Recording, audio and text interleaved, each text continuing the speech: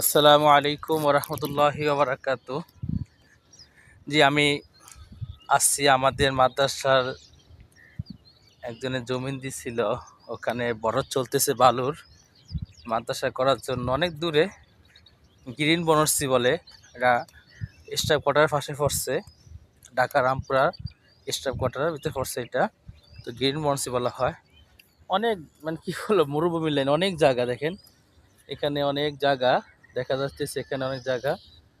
তো কি বলবো, খোলা ময়দানে আসছি আজকে।